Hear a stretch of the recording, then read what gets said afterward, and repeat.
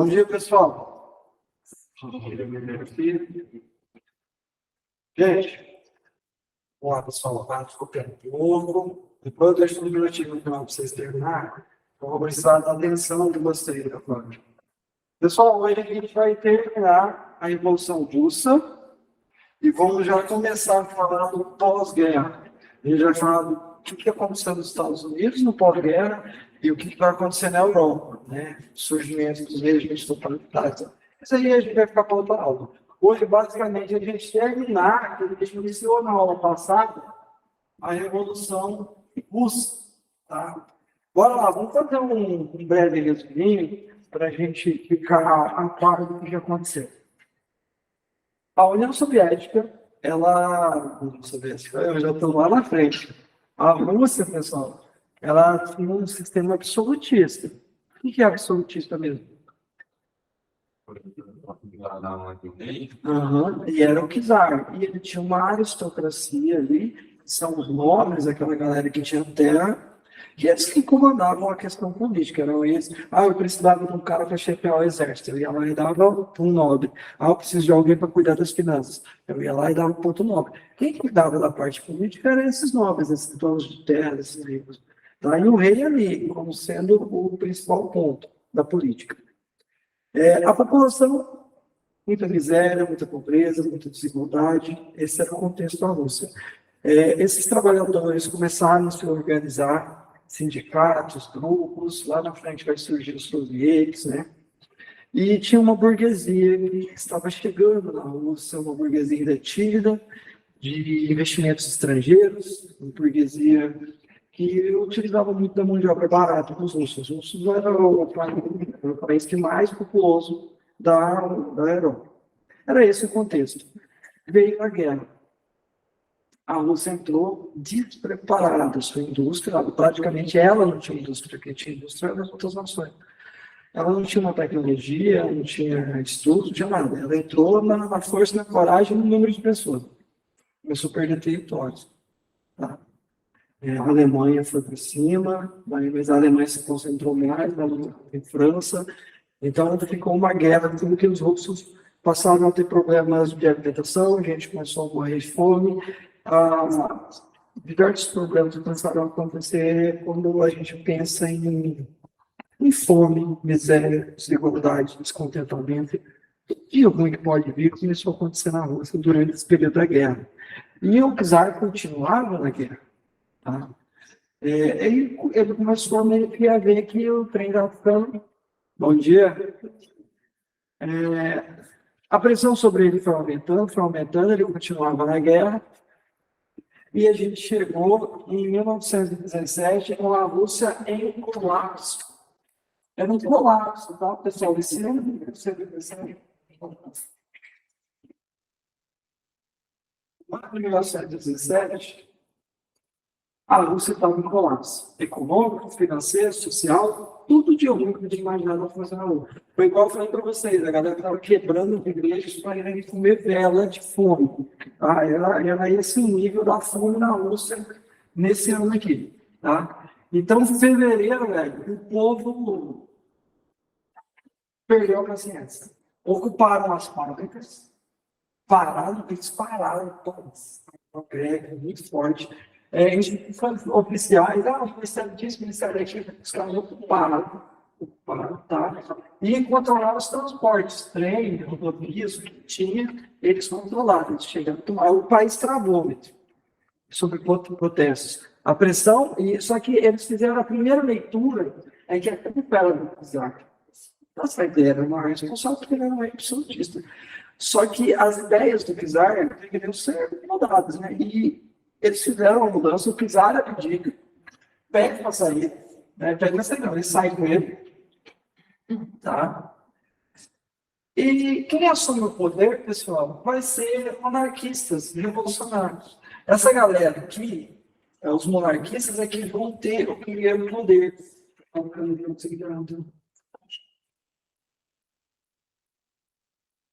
Os monarquistas é que vão assumir. Os revolucionários ajudaram em tudo isso aqui, só que não tiveram ainda o poder de fato.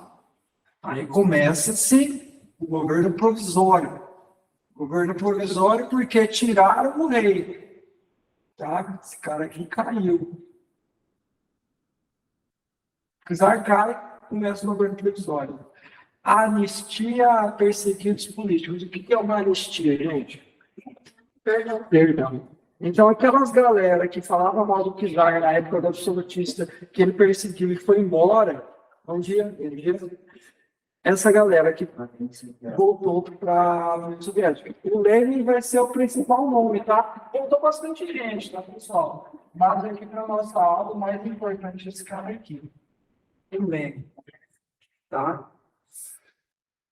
Quem que era o Lenin? Ele era ligado aos trabalhadores, ele era um intelectual, um político e que defendia muito as teorias do Marx, que era o comunismo. O Lenin volta para lá. E também passou a ser permitido dentro da Rússia a liberdade de expressão. As pessoas no poder falam, coisa que não existia. Olha aqui, agora a gente vai para a aula de matemática, tá, pessoal? A soma entre Lenin vai poder falar tudo que tem que pode falar é igual a Aprovação popular? Revolução. Então você pode somar. Ele vai vir com aquele mesmo que eu falei para vocês, de paz, terra e pão. Ele vai movimentar principalmente os bolcheviques, tá?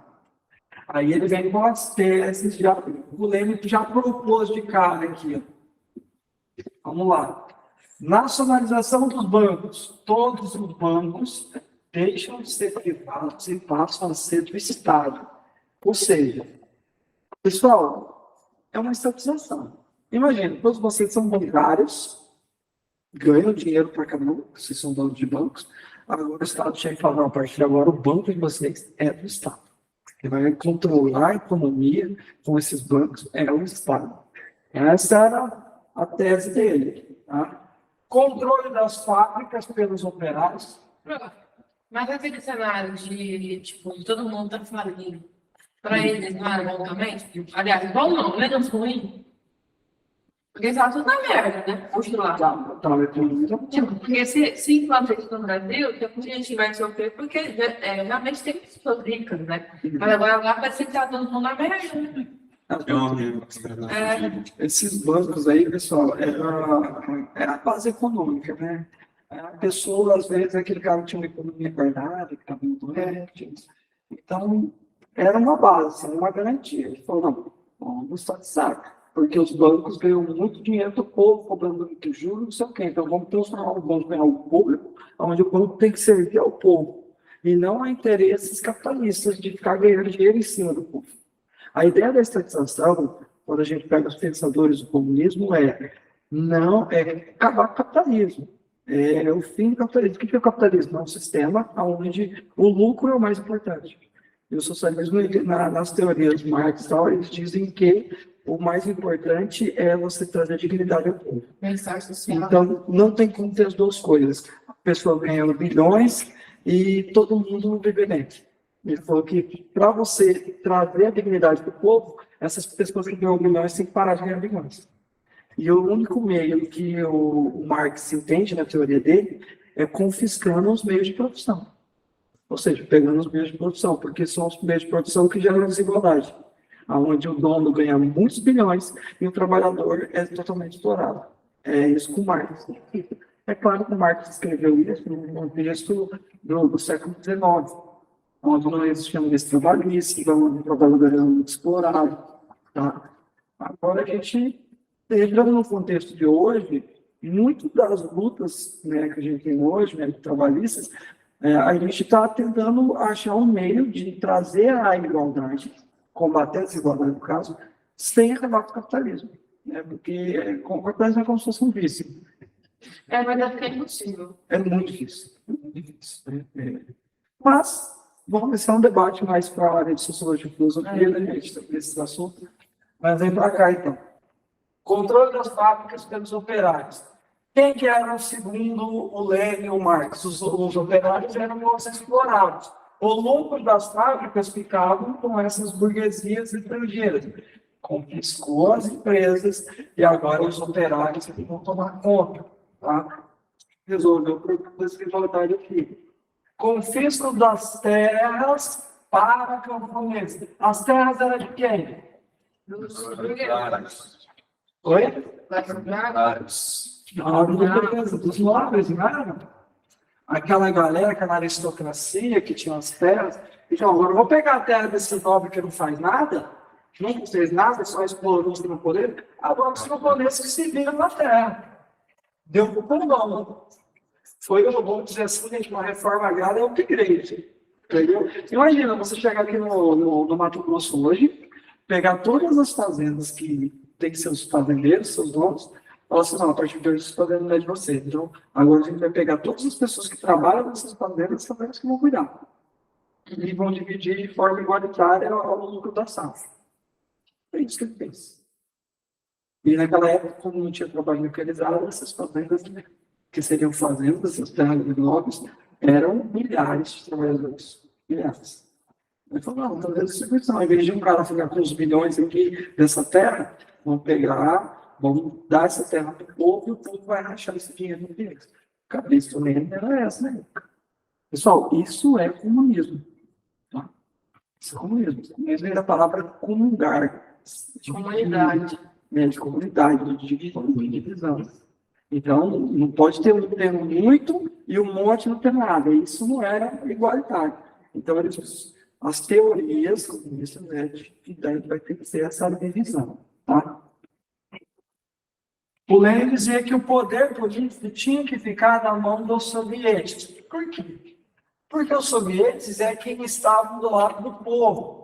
E se esse poder pudesse, em outra ocasião, migrar para a burguesia ou monarquia, tudo isso acabaria. A revolução acabaria. Então ele falou o seguinte, não, para funcionar, tem que ficar na mão dos proletários, que no caso são os trabalhadores. Não tem como eu deixar um sistema democrático, porque depois a nobreza pode chegar ao poder de alguma forma. E daí ela vai acabar com tudo. Ou a burguesia chega ao poder e acaba com tudo. Então nós temos que garantir que só quem vai poder ter poder político dentro da União Soviética são os soviéticos, né? Os sindicatos ligados aos trabalhadores, as pessoas que defendem os interesses populares. Então isso tinha que ser garantido, né? É bem diferente de falar de república. Porque quando a gente fala de república, significa que todos podem participar da política, inclusive o fazendeiro, o industrial, o bancário. Aqui, gente, vai ser só os trabalhadores que podem participar da política. Estou tendo diferença. O Lenin gostava de falar que era a ditadura do proletariado, ou seja, uma ditadura dos trabalhadores. Marx falava isso também. Uhum. Bom, as ideias foram criticadas pelos conservadores. Quem que eram os conservadores? A burguesia, ligada às indústrias, principalmente estrangeiras, e a nobreza. E a nobreza que estava muito ligada às... a nobreza que era ligada às terras, a burguesia que era ligada aos bancos e empresas, comércio, indústria, tá? Isso aqui é a gente. Meios de produção. Por que eles eram muito conservadores? Qual que é a ideia de você ser conservador? De você manter as coisas do jeito que estavam? Tradição. Então, as coisas do jeito que estavam eram o quê? O banco na mão do burguês, a empresa na mão do burguês e a terra na mão do nobre. Isso era o que tinha. Então, a ideia deles era conservar desse jeito. Por isso eles eram chamados de conservadores. Eles queriam conservar o jeito que estava. Essa galera aqui eram os revolucionários. Queriam o quê? Fazer a revolução, mudar, fazer a mudança. Tá? Então, é bom vocês entenderem esse pensamento. Então, vamos lá. Revolução de Outubro. Aqui o bicho pega, tá? Surgem milícias bolcheviques. Os trabalhadores começam a se armar. Inclusive, existem fortes evidências que a Alemanha financiou os bolcheviques. Os bolcheviques eram contrários dos soviéticos? Não, os bolcheviques eram os soviéticos. Era muito extremista, né? É que, tipo assim, os soviéticos eram todos que defendiam mudanças ligadas ao povão. O bolchevique era o principal partido, assim, sabe? Tipo, extremista, não. Também. Todos aqui vão ser extremistas. Você vê alguém aqui? Quais são os bolcheviques que vão lá para onde será da segunda lá? Foi a sua primeira guerra? Francisco Ferdinando? Não. Sérvia. Mãe dele. É É da Sérvia. Tá? Bolcheviques? Mencheviques. Mencheviques. Esses mencheviques eram uma galera também que queria mudanças, mas as mudanças dos mencheviques eram. Não. Vários bolcheviques. Vamos lá, vamos devagar. Bolchevique significava maioria, representava os trabalhadores. Mencheviques representava uma galera que era muito ligada à burguesia. Ambos queriam tirar o czar do poder. Tá? A burguesia também estava tirando o poder dos trabalhadores. Então tinha esses dois grupos. Ambos eram contra o czar. O czar tinha caído. E os mencheviques é que estavam meio que dominando. Os bolcheviques ainda estavam fora. As ideias do Lenin eram essas. Mas o Lenin ainda não estava no poder. Ele não estava. Quem estava no poder, e era o governo provisório, era o príncipe, que era muito ligado à monarquia, e os mencheviques, que é ligado à burguesia. Tá? Eles falavam assim, não, a gente vai fazer uma revolução burguesa e a gente vai mudando de pouquinho em pouquinho, logo a gente vai levar igualdade para todo mundo. Era esse o lema dos mencheviques. O Lenin falava, não, esse negócio de mudar de pouquinho em pouquinho, daqui a pouco o pobre continua sofrendo e os burgueses estão tudo ricos ali. Não, tá errado. A gente tem que fazer uma mudança do povo. Tá? E pronto. Será que lá no serviço da Renato da Chibara? Então, mas é por causa disso aqui, em 1917, que a gente vai começar a ter muitos trabalhadores reivindicando direitos no Brasil. A gente vai ter muito comunista no Brasil, a gente vai ter muito anarquista no Brasil, tá? A partir dessa revolução. Até no mundo inteiro. Né? Isso criou uma ideologia muito forte. E por isso a gente tem que entender ela.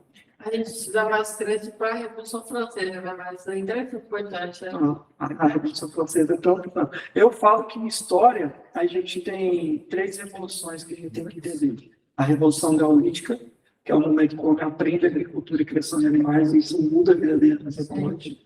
A Revolução Francesa, que é uma revolução burguesa, mostra um evento histórico que a nobreza começa a perder poder na Europa e a burguesia começa a ascender como poder político.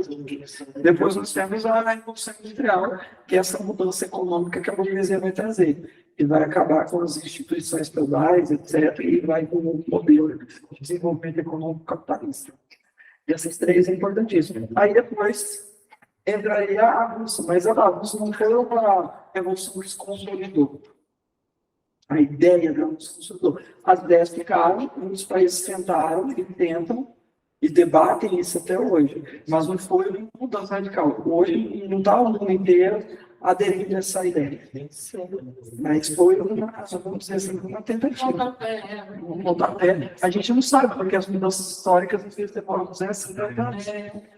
Mas alguém pode ficar tudo aí para nada e começar. Se você tivesse lá na Idade Média, no período do feudalismo, e você estava ali vendo que há 200, 300 anos, tá, daquele jeito, você não quer falar, que eu tenho mudança aqui. E a mudança não chegou. A nobreza nunca imaginou que perderia os status que ela tinha. Então, quem garante que um dia a burguesia não vai perder esse status? Isso é uma coisa que no futuro a gente vai ver. Vamos lá. Revolução de Outubro, tá, pessoal? Vamos lá. Surgiu as milícias bolcheviques. Agora eles começam a se armar. Parece que teve financiamento da Alemanha, parece que teve um acordo meio secreto, né? Tem evidências para isso, de que o Lenin, ele falou assim, ó, se eu chegar ao poder na Rússia, eu tiro a Rússia da guerra. Em troca, eu preciso de ajuda. Então parece que ele teve um financiamento, né, da Alemanha para comprar. Pieles. Bom dia. E ele começou a armar o pessoal. E ele armou um povão. Imagina, você tem um povão todo descontente, passando fome, e você dá uma arma na mão dos caras e fala assim, ó, bora. Faz uma baguncinha. E fez. E ele começou. Não basta você dar arma na mão da pessoa, você precisa dar um motivo para lutar. E qual que era o motivo dele? O lema: paz, terra e pão. Vamos resolver o problema da fome, vamos resolver o problema da desigualdade. Então, vamos sair da guerra. Tá? E ele coloca em prática esse lema, porque ele vai tomar o poder na bala. Tá? Daí lá na frente, todo esse episódio lá na frente vai se consolidar o Tratado de Brest-Litovsk. O que foi a saída da Rússia?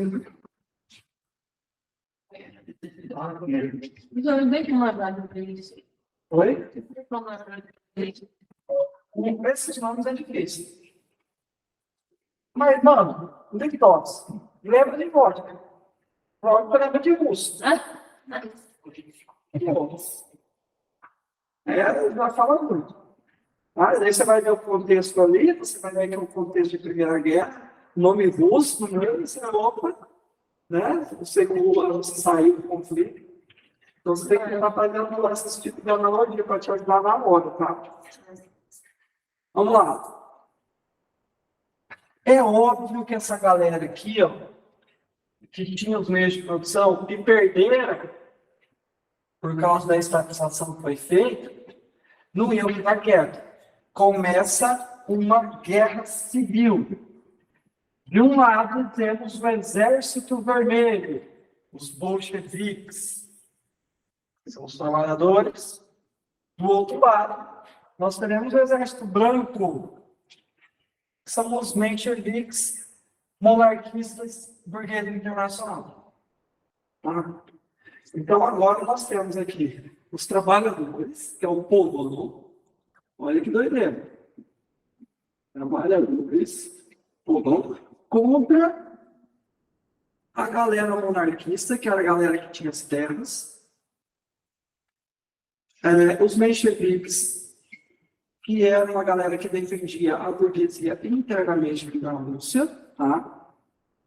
E financiado por burguesia internacional. Começou a chegar dinheiro aqui de outros países, inclusive de França e Inglaterra, para financiar o Exército Branco, tá? Então, era a galera das fábricas, bancos, indústrias. Então, nós criamos os trabalhadores contra quem tinha os meios de produção. Essa guerra civil vai dizer que está muito o que aconteceu na Rússia. Tá? Essa guerra civil de russo contra russo, russo matando russo, vai durar 4 anos. Gente, eles entraram na guerra em 14, Primeira Guerra. 14, 15, 16, 17, eles saem da guerra, mas iniciam uma guerra civil. 17, 18, 19, 21. Foi 8 anos de guerra. De guerra, sem paz. Tá? Aí vem para cá. Os vitoriosos daqui são os bolcheviques. Conseguem vencer. Aí o Lenin assume o poder. Depois de 8 anos de guerra, o Lenin assume o poder. Vamos falar do governo de Lenin. Após diversos anos de guerra, qual que era a situação da Rússia? Porra, Tudo casado, né? Zoado. Mas aí ele falou, não, vou começar a colocar a casa em ordem. E ele vai criar um programa econômico chamado NEP. Traduzindo a nova política econômica. Então ele vai mudar a política econômica da Rússia. Ele disse que era assim, é um passo para trás para dar 2 passos para frente. Como que é? Eu vou precisar, como que eu vou me reerguer um país, como que eu vou dar distribuição de renda, como que eu vou trazer dignidade para o povo se meu país não tem dinheiro, se meu país está quebrado? Eu vou precisar de investimentos internacionais. Eu preciso motivar que o capital estrangeiro chegue na União Soviética. E para isso ele vai criar essa política NEP, que é um passo para trás e um passo para frente. Eu vou aderir a algumas características do...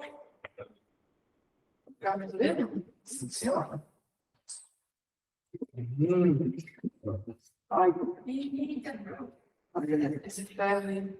ai, esse- Agora, por que tem esse negócio? quando eu procurar o canal, não para. Ah, Aliás, já não prender. uhum. Os cookies. Vamos lá. Pessoal, vamos sair aqui. Eu nem cuidei do microfone. Vamos lá. É, grande, capitalismo.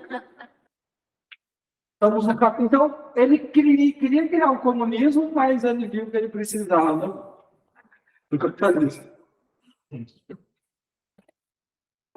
Ele poderia ter feito, sorte que não foi o Stalin. Né? O Stalin ele não teria aderido ao capitalismo. Vai. De jeito nenhum. Estado. Não teria aderido. O Lenin ele fez o que é o mais sensato. Ele meio que falou assim, não, a gente precisa aprender um pouco de capitalismo, viver com isso. Quando nós construímos nossas riquezas, a gente tem que garantir que essas riquezas sejam distribuídas. Porque o comunismo não é contra a riqueza, ele é contra a má distribuição da riqueza. E é isso, essa leitura que ele fez. Ele falou, ó, a gente vai ter que se sujeitar ao capital estrangeiro, burguês, porém, com o tempo, a gente vai alocando esses lucros para a distribuição de renda. Era a ideia deles. Então, eles vai lá, vai aceitar investimentos privados. Ó, você pode montar uma indústria aqui, nós não vamos tomar ela de você, você vai ter garantia. Tá? Então, ele vai dar esse tipo de garantia. Cooperativas vão ser criadas, ou seja, ó, vai ter um monte de trabalhador lá, vocês emprestam dinheiro, que a gente vai emprestar dinheiro de fora, a gente vai emprestar dinheiro para vocês e montar uma cooperativa aí. O povão monta cooperativa e aí vocês começam a trabalhar aí de forma cooperada. Tá? As terras vai ficar para os camponeses, porque a nobreza não tinha dinheiro, a nobreza tinha terra, então a nobreza não podia oferecer nada. Tá? Diferente da burguesia, que poderia oferecer investimentos. Então, as terras ficam com os camponeses. Tá? Salário mínimo é criado. Por que é tão importante essa lei do salário mínimo? Que está indo da Revolução. Oi? Saiu da Revolução Russa. Não, já tinha. Mas por que é tão importante existir a lei do salário mínimo? Porque senão a galera que quer pagar menos. É porque você garante que as pessoas não vão ser exploradas a ponto de... A Revolução Industrial, gente, tinha trabalhadores que trabalhavam 16 horas por dia e ganhavam uma batata no fim do dia. Quem já ouviu falar disso? Eles apanhavam, eles não tinham hora para comer direito, eles eram humilhados, trabalhavam 16 horas por dia para ter uma batata para fazer uma sopa à noite.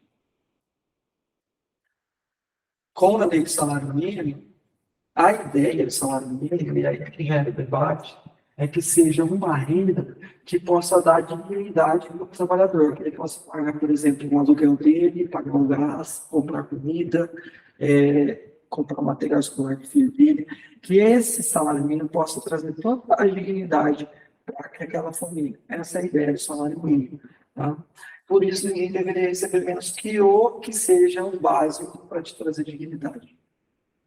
É claro que o salário mínimo não dá tudo isso. E aí que o problema não é acabar com o salário mínimo, é aumentar os valores do salário. E você só consegue aumentar os valores do salário mínimo colocando o ganho real todo ano. O que é ganho? O ganho real é, por exemplo, assim, a inflação foi de 7% no ano. Você aumenta o salário mínimo no outro ano em 7%. E você dá um ganho real, por exemplo, de mais 3%. Acontece que você subiu 10%. O usuário do concursado, por exemplo, do Estado, não está acompanhando faz tempo isso aí. Então. Mas é difícil para o governo reajustar o salário com base nos dados certos. Geralmente acontece uma defasagem. Isso não é não. Você sabe que tem. É muito ruim para a economia, porque diversas pessoas que já ganham milhões e milhões recebem incentivos fiscais. Exatamente. Às vezes vão separar algum do posto, enquanto que o trabalhador, 25% tem que ir para a Receita Federal. 25% do salário, gente. É muito coisa. Esse ano teremos um debate, uma reforma tributária. Isso aí vai ser altamente debatido. Isso aí é o que a gente tem que ficar ligado. Porque realmente tem pessoas que vão defender, cobrar, taxar os milionários. Porque é o que faz sentido, né? É a lógica. É a lógica. Lógica para acabar com a desigualdade. Os países que fizeram taxação dos bilionários, eles diminuíram a desigualdade. Diminuindo a desigualdade, a gente resolveu o problema de criminalidade. Teve países que fechou presídio, porque não tinha mais preso. E isso tem A única que coisa que eles fizeram foram da política de diminuir a desigualdade. Então, o maior combate, o maior desafio é diminuir a desigualdade. Ela é a que faz todos os maus. O que faz um moleque entrar para o é não ter dinheiro indicado. Ele meio que ele acha para poder ter um sustento, para poder ter uma ostentação, né? Aquele negócio que fica na cabeça de jovens, ele nunca vai entrando. Tá? Agora sim, gente, surge a União das Repúblicas Socialistas Soviéticas em 1902 e vai durar até 1921. Amada e temida URSS. Ela vai dar o que falar. Eu mesmo, quando estou dando aula da Rússia, às vezes eu estou falando da Rússia lá no período medieval, eu falo URSS. De tanto que a gente fala, é costume falar a União Soviética. Até hoje, às vezes, eu falo União Soviética, apesar que eles deixaram de existir em 91. Tá? Ela vai. Na verdade, ela vai ser o contraponto. Qual foi o lado positivo da União Soviética? Se não fosse surgir a União Soviética, os Estados Unidos teriam emplacado a política imperialista dele de uma maneira mais forte. Provavelmente os Estados Unidos hoje vai ser o bom de tudo. Então, teve a União Soviética que fez pena para ponto que os Estados Unidos hoje tem a China. Hoje a China faz, mas a China é o carro no sapato dos Estados Unidos. Imagina se não tivesse mais contraponto. Né? Adivinha que se não tivesse esse contraponto, o imperialismo americano como estaria hoje? Da China mais sendo provavelmente, não é? Oi? A China. É o mais praticamente. Cara, o crescimento da China de 30 anos para cá, com Xi Jinping mesmo, que ele antes de ser o presidente, né, do Partido Comunista Chinês, ele era um dos cabeças ali que mexia na economia. Ele foi o cara que abriu a China para esse capitalismo social, que é um capitalismo de distribuição. Hoje as desigualdades na China estão diminuindo muito. Porque está conseguindo fazer uma política de distribuição. Mas isso é recente, né? É, de 20 anos para cá. Porque É muito recente. é um desigualdade, sei lá, é os países emergentes, né? Tipo, eles têm dinheiro, eles produzem pra caralho, mas não tá assim. Hoje eles estão melhorando muita coisa. Mano. Ainda é porque a população chinesa é muito grande. É, muito grande. Isso demora, não é que dia pra noite. Você pode dividir uma riqueza da China para 1 bilhão de pessoas, 1 bilhão e... 200, 300. milhões. Então é difícil. Eu vi no jornal que o PIB do Brasil quase conseguiu acompanhar o da China em 2022. Ele falou que era surreal. Não, na verdade, foi porque a China diminuiu o PIB dela pra caralho. A China, nos últimos 15 anos, ela cresceu 10%. E esse ano, por causa que lá a pandemia ainda pegou, eles tiveram que fazer. O vírus está ainda forte lá. Eles estão fazendo, os casos estão indo trabalhar. Então, o PIB lá esse ano ainda, por causa da pandemia, que lá estava forte. Não, mas no Brasil já está caralho em 2022. E lá tem muito isso que o Lenin fez, tá? Porque a ideia de só o Partido Comunista Chinês pode gerar candidatos lá. Por isso que eles falam que é uma ditadura. Mas lá é uma ditadura de proletariado. Só que é o Partido Comunista Chinês. Mas é de forma democrática. Tem eleição dentro do partido e essa eleição diz quem vai ser os líderes. Então, esse é um sistema meio que comunista e capitalista. E é um ponto certo. Que é legal. Porque você não consegue fazer distribuição sem ter. O que eu falo, o capitalismo, ele tem um capitalismo que é o quê? O dinheiro fica para o cara que tem o capital, o cara que é dono do meio de produção. O que o comunismo diz, ele não quer acabar com o capitalismo, que é a geração de riqueza. Pelo contrário, ele defende gerar riqueza. Ele só defende que essa riqueza gerada seja distribuída melhor. É só essa É um proletário que ainda vai ter um pouquinho mais de grana, digamos. Pode. Não vai ser todo mundo mesmo. Não, ninguém quer isso. Não, eles não querem. E não deve. Porque existe aquele que trabalha mais, existe aquele que estuda mais. Não. Tudo bem. Por exemplo, as sociais-democracias, Elas têm cara que tem 2, 3 carros, não tem nenhum.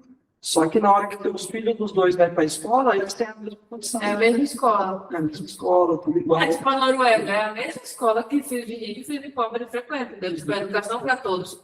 Lá, por isso, é igualdade de condições. Não é igualdade. Porque eu já vi muita gente falar que comunismo é que daí vai pegar. mais pra trás, vai ficar. Não seu tem certo. nada a ver. Né? O socialismo ele diz que você dá condições iguais. Por exemplo, um moleque, uma criança na favela que a escola dele tem tráfico de droga, que tem troca de tiro na hora que ele está indo para a escola, esse moleque tem que ajudar em casa, que ele tem que ir no farol, às vezes vender coisinha para ganhar dinheiro para sustentar o pai, que às vezes é uma alcoólatra que bate nele. Esse moleque ele vai ter quais chances na vida de concorrer para entrar na faculdade? Então, quando você dá a escola de igualdade para todo mundo, condições financeiras para todo mundo, você traz uma igualdade de condições. Pode ser que esse moleque, mesmo assim, ele não estude.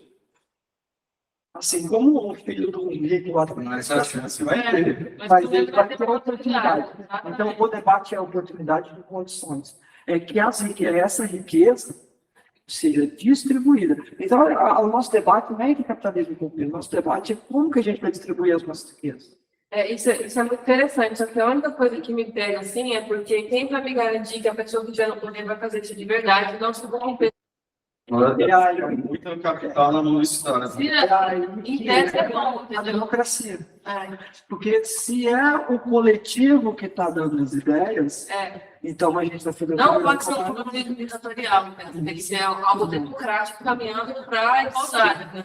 Quem garante que o Partido Comunista Chinês ele escuta o povo chinês, os trabalhadores chineses? Ou é só uma cultura que já está ali enraizada no poder, que já nem lembra do chão de fábrica? Perdeu a noção de classe. Isso. Então tem esse debate. O que eu falo, aquele livro lá, Revolução dos Bichos, ele mostra isso escancarado, né? Um baita livro para você entender esse contexto aqui, né? Maravilhoso.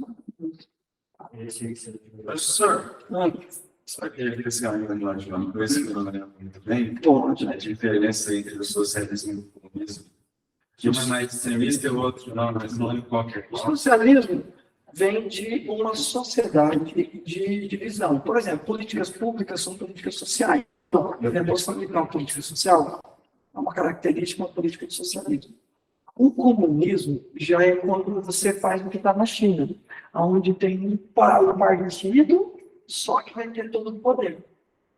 Mas Tipo uma religião quase, né? O comunismo ele tem um poder sobre a política.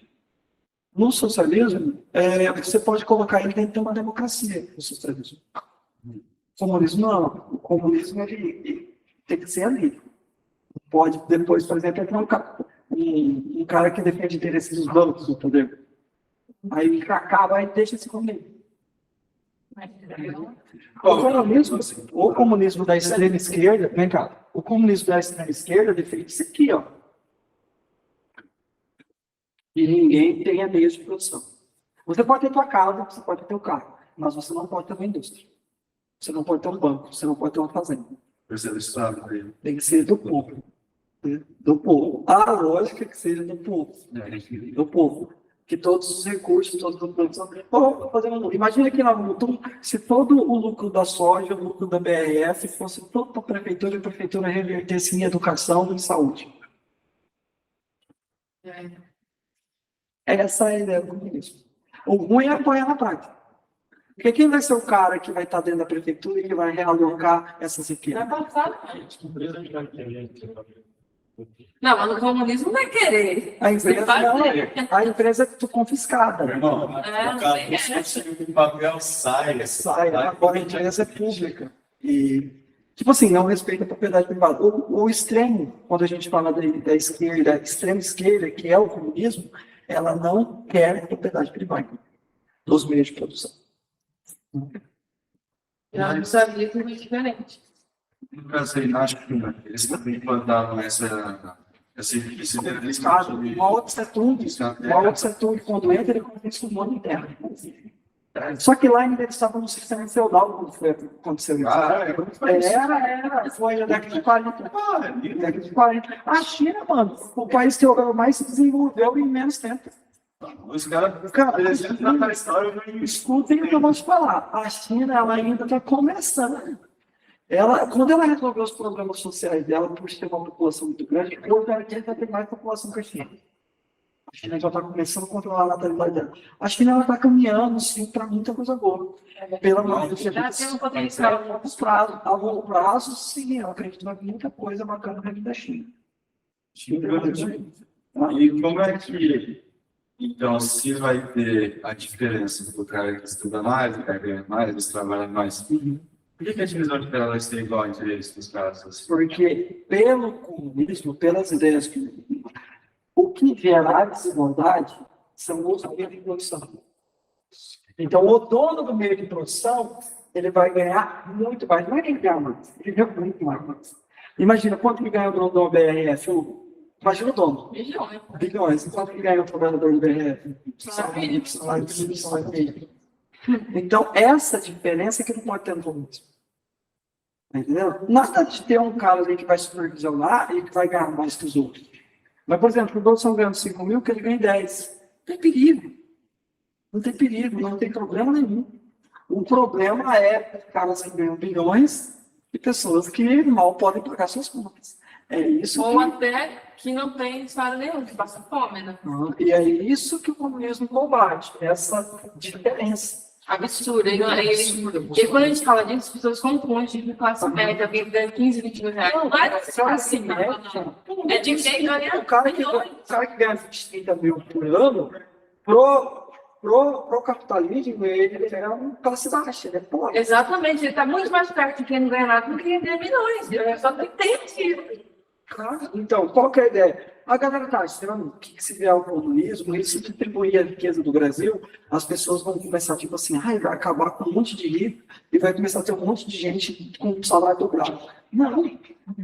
Se tivesse uma distribuição de renda, as pessoas que ganhavam 3 mil poderiam estar ganhando 10, 15. Pessoas que ganhavam 10 poderiam estar ganhando 20 Não é um jeito de se dividisse assim. Porque trabalha com verdade. Não trabalha com pouco, não. Mulher trabalha só aí, trabalha de verdade. Mesmo se ganhar micharia aí, não é justo para os homens trabalhar. Quando você tem metade do dinheiro do país fica na mão de poucos por cento, imagina se você fosse melhor realocado para todo mundo. Pô, eu vejo o cara que ganha 20 mil por mês e acho que ele é rico. Exatamente. Cara. Não é. Você está assim, média baixa. Você está acima de muita gente, está acima da maioria. Mas você ainda está mais perto do cara que ganha um salário mínimo do que o cara que está ganhando milhões. Quem é que ganha milhões? O cara que tem a fazenda? O dono da indústria. O dono da indústria aqui, o dono do banco. Essa é o debate. Esse é o debate. Tá? E é isso que o comunismo fala. É que a galera, o cara entra, compra um carro de massa e ganha 10 por mês, ele acha que ele é elite. Ele não é elite. Vamos roubar as terras do bairro mágico. Vamos todos. Os capelários, né? Então, é mais ou menos essa leitura aqui. Né? Vamos todos. O pai quer virar agricultor. Agora vamos lá, gente. Uma coisa que vai mudar todo esse contexto aqui. Constituição de 1924 dá todos os poderes aos ambientes. Então é aqui que começa a ditadura do proletariado.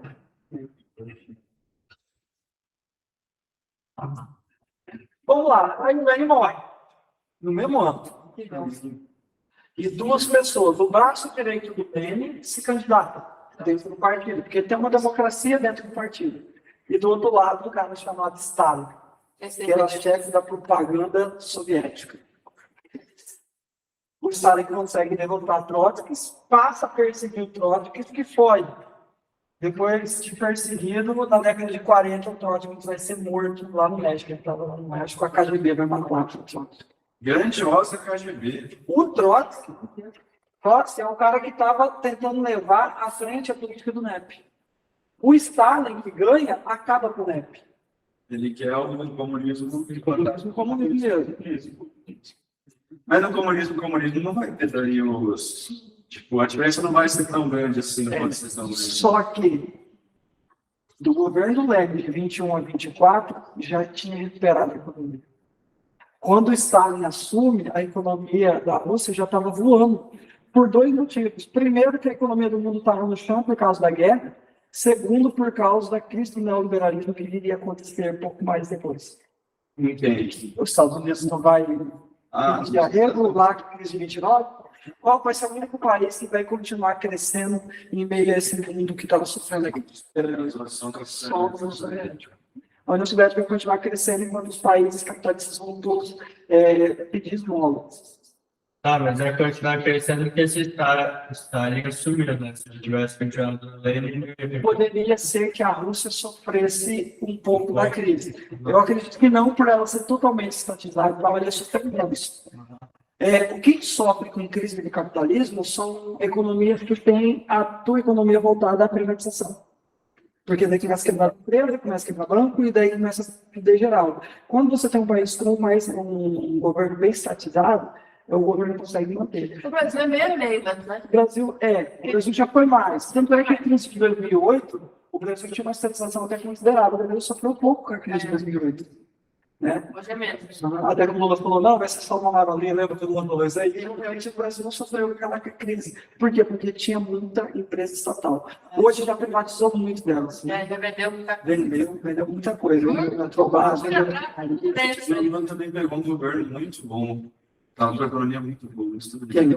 O Lula não pegou? Cara, ele pegou a segunda maior crise depois do capitalismo. Mano, isso tudo 2002. 2008. Foi a época mais que cresceu. Foi durante a crise. O Brasil teve um crescimento em 2008, 2010 muito grande. Foi a crise lá que teve aqueles furos, descobriram que eles estavam umas contabilidades feitas erradas e daí começou a quebrar um monte de empresas. Sabe assim, em 2002? Não, ele teve um em 2002, teve outro. Teve duas grandes crises O econômicas. Brasil já estava com uma economia bem estabilizada, não estava? Nós tínhamos um crescimento econômico em Fernando Henrique Cardoso, mas nós não tínhamos distribuição de renda. Quem trouxe a distribuição de renda, o Lula, por exemplo, ele fez 28 universidades públicas, né, federais. Ele fez 1/3 de todas as faculdades federais que tem no Brasil, foi feito no governo para distribuição de renda. Todos os estados Tem têm. umas 100 universidades E tem federais no estados que Brasil. tem mais O Lula fez quase 30. Por exemplo, o nosso tem 4. Autonomia do Trabalho, Sinop, Rondonópolis. O programa ProUni foi feito pelo Lula, que é poder, numa escola particular, você, com a sua nota do Enem, ter isenção fiscal dessa universidade e ela pagar uma bolsa para você. Você faz políticas de inclusão do Lula, que é combater a desigualdade. Então, essas políticas de combate à desigualdade, Bolsa Família, todas essas políticas, o Lula que trouxe. Por isso que ele é chamado de comunista. Por isso que a galera fica jogando lá, faz algo da Bolsa comunista. Só que isso aí foi beneficiar quem? Classe média. Classe média, velho. A Minha Casa Minha Vida foi a classe média que comprou. Minha Casa, quem está entrando nas universidades é a classe média. Então, foi isso que ajudou a classe média. Por isso que a nossa economia não sofreu tanto. Por causa desses programas, né? Que mantiveram, né? Os outros governos que vieram, então, fizeram algumas alterações. Mas esses programas são fundamentais, gente. Combate à desigualdade. O que é de gente que saiu da pobreza para a classe média foi muita gente. Tem que ter política de distribuição de renda, gente. Se não tiver, os barões lá, os ricão, vão ficar por aí que a gente cada vez mais lascado. Eles tiram direito trabalhista, eles começam a diminuir universidades. Né? Nos últimos 6 anos não fizeram uma universidade federal foi construída nos últimos 6 anos, nenhuma. Tem pessoas que não se preocupam com o povo. Tem que ter preocupação com o povo. Tem que fazer faculdade, tem que fazer programas sociais, porque senão a coisa não anda. Não anda. E é bom até para o rico que o pobre tenha dinheiro para poder gastar, né? Senão quem que vai comprar as coisas que o rico faz? O Brasil chegou a... em 2008, o Brasil assiste a hora do meio do Brasil, a 13ª. A gente caiu, a gente pôs só. Porque políticas sociais, gente, o povo com dinheiro, o povo compra melhor comércio, melhor tudo. Hoje é uma política que os caras que exportam só ganham bilhões, e a gente não vê. Fala, o Brasil está desenvolvendo, mas está desenvolvendo para quem? Só para eles. Esse negócio de verdade. Então, é uma reflexão que a gente tem que fazer. Pessoal, depois, lá na frente, a gente vai falar mais do Stalin, lá depois, principalmente, da guerra e a crise de reformação de Stalin. Tá? Agora vem para cá. Vamos lá. Vou dar uma introdução aqui, gente, no pós-guerra, tá? Estados Unidos. Qual que é o contexto dos Estados Unidos? Modelo de ocupação desde o século XVI. Desde que eles expulsaram os ingleses, eles foram dominando terras, territórios, até que ficaram com toda aquela região que a gente conhece hoje. Eles eram apenas 13 colônias litorais, então eles criaram um modelo de ocupação, o faroeste, que eu falei para vocês, a compra da Virgínia, a compra da Louisiana, a compra de tantas outras regiões, a guerra contra o México, que pegou a região do Texas, Colorado, etc. Vamos lá. Los Angeles. Los Angeles. Não, eu ia falar que era em inglês, o nome é latino esse nome. Los Não é inglês. Los Angeles, não? Los Angeles é a capital de qual? Não sei. Califórnia? Acho que é. Califórnia foi chamada dos espanhóis. É, disparado. Miami. Vamos lá. Base protestante, Estados Unidos, é aquela galera que dizia que Deus gosta de quem está ganhando dinheiro. A burguesia abraçou o calvinismo, né? É claro. Não. O trabalho do que se come. Vão erguer a bandeira do capitalismo nos Estados Unidos. Industrialização, desenvolvimento industrial, tá? Século XX, expansão industrial. Por exemplo, os Estados Unidos vai ser um exemplo no setor automobilístico. Vai ser o primeiro país do mundo a fornecer carros populares. Os carros eram bem de luxo, que só quem tinha muita grana tinha um carro. Nos Estados Unidos, um carro chamado Ford vai criar uma linha de carros, que é os carros pretos, assim, gente, tudo igual. Que eram para pessoas que tinham menos poder aquisitivo ter. Isso vai fazer com que as ruas dos Estados Unidos, que antes você via um monte de carruagens andando, começa a ter um monte de carro, né? Essa mudança você vê nos Estados Unidos. Né? Em 1900 até 1920, você vê que onde tinha um monte de cavalo, vai ter um monte de Ele carro. até falava, né, que você pode ter o carro que você quiser, desde que ele seja preto, do modelo tal, que era muito que eles faziam. Eu faço uma produção bem junto com as outras companhias de Cadillac, tudo que começou naquela época. Se não me engano, foi em 1918, o primeiro carro que Ford fez. Foi bem 40. Grandes grupos financeiros, aqui gente, os bancários, tá, pessoal? As pessoas que vão financiar as grandes indústrias. Vamos Isso é lá. legal. Isso é legal. Trust, fusão.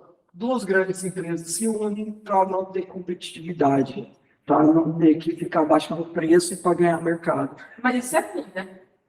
Hoje, a Organização Mundial do Comércio, a OMC, ela estabelece muitas regras para fusão. Sabe o que eu vi esses dias? Da Nestlé querer comprar a Garoto. Aí, tipo assim, eles compram outra empresa, mantêm o nome dela, só que eles fazem com que a qualidade do produto caia muito. Porque você vai ver uma caixa da Garoto hoje, tipo, não tem nada dentro, tem 3, 4 bombons e é isso.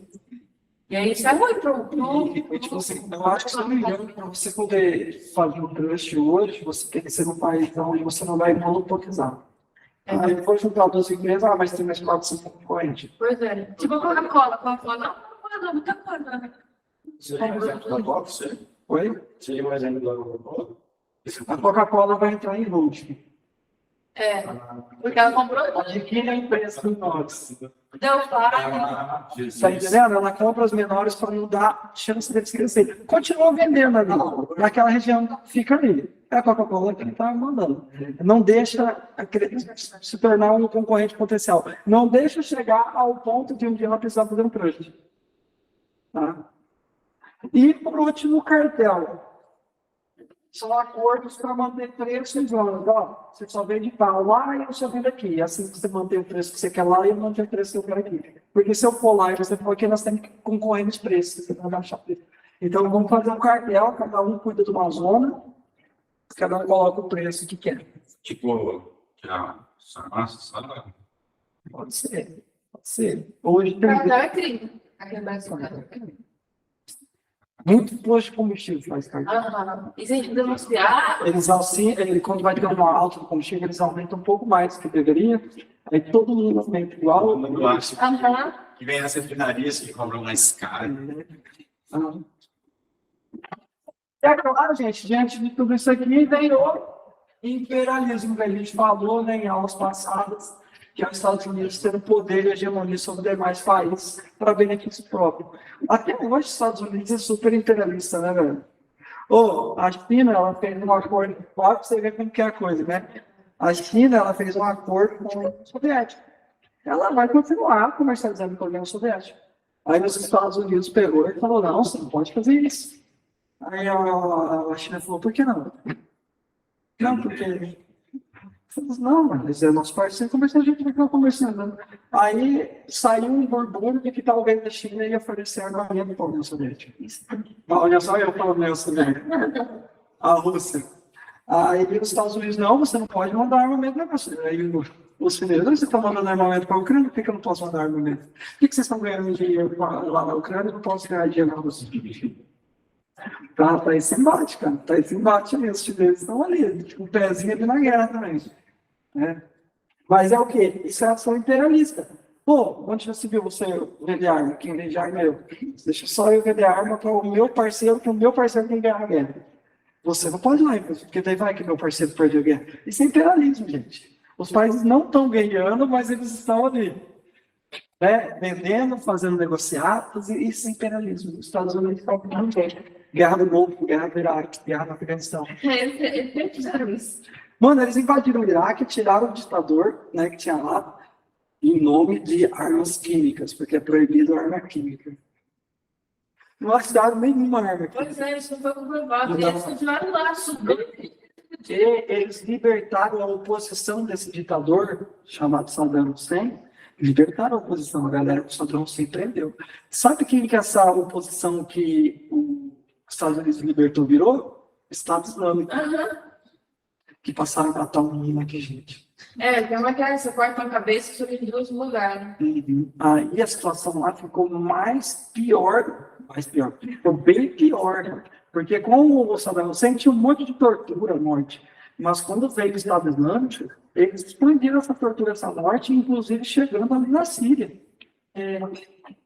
Nossa senhora, muita gente foi morta. Eles entravam em comunidade assim, ó, e iam matando todo mundo. Todo mundo. Eles eram... Eu queria dos Estados Unidos. Os Estados Unidos fez treinamento militar para o pessoal. Eles treinaram os caras para lutar contra o Saddam. E viraram o que virou. Virou os extremistas islâmicos. Teve coisa isso. Queria dos Estados Unidos. Protagonismo na guerra. Vamos lá. Crise. Problemas na Europa. Olha o que a guerra trouxe. Abastecimento das nações europeias, ou seja, precisa de dinheiro, precisa de arma, precisa de comida, precisa de tudo que eles precisavam, e participação ao lado de quem foi vitorioso, é claro, porque ele viu que estava perdendo, ele teve que entrar, porque senão ele ia honrar os compromissos que ele fez emprestando. Tá? Então foi um pós-guerra, gente, de muita reconstrução. E quando estava o mundo sendo reconstruído, era quem que estava construindo o novo mundo? Os Estados Unidos. Era ele que estava financiando a construção. Estava um monte de ponte destruída na Europa. Onde que eu vou tirar dinheiro para fazer ponte? Onde que eu vou tirar para fazer novas ferrovias? Onde que eu vou tirar dinheiro para resolver o problema das cidades que são destruídas em 44? Tudo com a empréstimo dos Estados Unidos. Os bancos norte-americanos vão bombar, a indústria norte-americana vai bombar, e vai vir o maior crescimento da história americana, que vai ser os anos 20. Aí o liberalismo econômico vai entrar em cena. A terra se dobra, né? É, isso é cagado. O liberalismo. Deixa a economia fluir, o liberalismo. Agora tem dois bancos. Vocês viram que a semana quebrou dois bancos americanos? O quê? Dois maiores bancos americanos quebrou na semana. Liberalismo. O terceiro maior banco da Europa quebrou agora, ontem de ontem, o banco da Suíça. Da Suíça, olha, você vê, ela chegou ao ponto que o banco da Suíça quebrando. Todo mundo espera uma baita crise do capitalismo esse ano. Todo mundo espera. Está sendo pesado. Banco americano quebrando, banco suíço quebrando. Já é indícios de que muita coisa está por vir. Vamos todos virar comunistas. Gente, esse negócio é os mercados de ação, né? E o mercado de ação reage. Só para vocês terem uma noção, o Banco da Suíça quebrou, quando ele deu esse problema, as ações dele caiu 25% em um dia. Meu Deus. 25% em um dia. No outro dia, o Banco Central Suíço falou que ia fazer um empréstimo de 50 bilhões para esse banco de Bilhões? bilhões. Agora eu não lembro qual que é a moeda deles lá, mas é maior que o euro. Esse bagulho é sinistro, porque quando a inflação cai, a todo mundo está investindo. Tipo aquela negócio americano que quebrou, a Nubank tinha um negócio que era caixinha, né? Você colocava o dinheiro lá e ele rendia. Só que as caixinhas elas estavam ligadas com americanas. Eu tinha dinheiro lá, fiz por R$30 em 2 dias. Toma, vai. 2 dias. Que ódio. Ah, Eu tirei tudo. aí vem para cá. Olha só, o que é liberalismo? O que o Estado participa numa política de um capitalismo liberal? Sim ou não? O Estado participa numa política de um capitalismo liberal? Não é liberalismo, sim.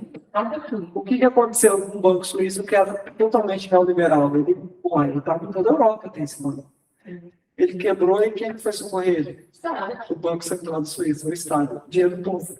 Dinheiro de imposto do povo. Então, gente, o que aconteceu com os Estados Unidos com a crise de 29? O que socorreu? Programa público. Não é liberalismo, gente, é uma internação. Aí Ela gera muita grana para pouca gente, e uma hora que isso perde o controle, gera prejuízo. Aí vem a socialização das perdas, né? Aí o dinheiro público tem que ir lá para consertar a cagada dessa galera que é gananciosa, que começa a fazer apostas muito altas, que quando dão errado, gera essas crises liberais. E perde o controle, que quebra um monte de gente, Só que essas pessoas que tomam prejuízo são os bilionários. É a hora que os bilionários, o Estado, vem me ajudar. Tá? É claro que tem acionista que vem ela, tem R$30. A gente perde milhões, a gente tem milhões nesse lugar. E essa galera fica pé da vida, eu estou perdendo dinheiro. Agora, quando eles estão criando políticas que exploram o trabalhador e tudo, ninguém fala nada. Aí não. Então, velho, tem muita dó desse povo, não. Tem muita dó desses bilionários, não. Esse bilionário da Americana, pô, esse cara aí, velho, é ele que intermediou a vida da Eletrobras, velho. A privatização da Eletrobras. O cara não, 7-1, velho. comprar chocolate baratinho, né? Pena. Mas é velho. Pessoal, próxima aula eu vou falar então dos anos 20 dos Estados Unidos e os anos 30 dos Estados Unidos, tá? Os anos mais top e os piores anos. Sempre nós vamos dobrar? Eles chamam de bela época. Na verdade, esse termo vem dos franceses, numa época de muito crescimento da França, aí todo mundo fala bela época. Beleza, gente? Mas você quer falar isso em Pessoal, deixa eu falar, eu postei atividades que eu contei para vocês. Eu já fiz. Fizeram? Fechou. Hoje eu vou ver se eu posso prover o com música, então. É para quando? Perfeito. Hoje. Já fiz. Eu nem lembro a data que eu coloquei lá. Geralmente eu ponho na semana, né? Se eu errei lá. Aí eu vou colocar a Revolução Russa lá agora. Pessoal, esse tanto de atividades que eu estou mandando é pouco, é muito? Eu achei pouco. Pouco? Então eu vou começar a dobrar a quantidade. Pode ver, 20.